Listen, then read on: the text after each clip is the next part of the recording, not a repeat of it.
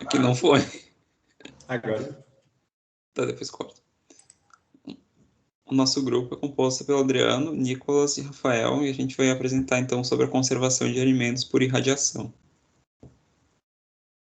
Então, o princípio dessa técnica consiste na aplicação de radiação ionizante em uma amostra de alimento, que pode ser raios gama de isótopos, incidência de elétrons ou raio-x. Uma das principais reações, então, que acontecem da incidência da radiação é a ionização da água e a formação de radicais livres, que são agentes oxidantes que podem reagir com biomoléculas como aminoácidos, lipídios, ácidos nucleicos e vitaminas. Existe a possibilidade, então, da presença residual desses agentes oxidantes nos alimentos, só que mesmo alimentos não irradiados também têm a presença dessas espécies reativas pela ação de peroxidase e lipoxigenase. E, além disso, essas espécies reativas têm um tempo de meia-vida curto. E é importante ressaltar também que não é adequado utilizar essa técnica para todos os tipos de alimentos, porque aqueles que têm alto teor de lipídios podem ter uma taxa maior de rancificação oxidativa. O objetivo, então, da aplicação desse método é que a incidência da radiação ionizante no alimento inviabiliza o metabolismo das estruturas que são irradiadas.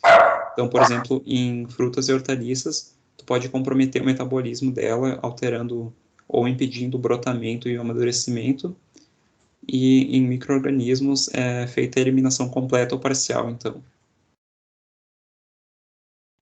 Das características organolépticas que podem ser alteradas, o principal desafio vai ser a presença de radicais livres, bem como o Rafael colocou anteriormente.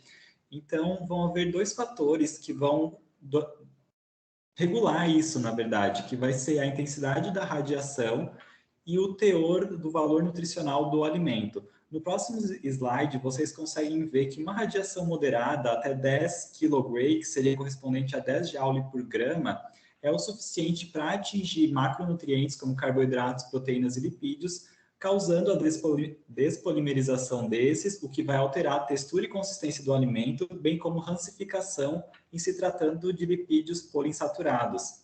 Vale ressaltar que nem tudo é degradação. No caso de alimentos ricos em 7-deidrocolesterol, quando eles são submetidos à radiação UVC, o teor de vitamina D3 deles aumenta, contribuindo para aumento do valor nutricional desse nutriente, né? No entanto, as demais vitaminas, elas são facilmente degradadas nesse processo.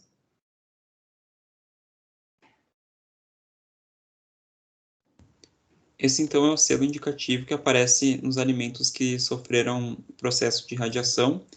É importante ressaltar, então, que aqueles tipos de radiação que têm o potencial de contaminar a amostra, ou seja, que quando irradiada elas podem passar a emitir radiação também, esse tipo de radiação ele não é permitido para esse tipo de tratamento em conservação de alimentos.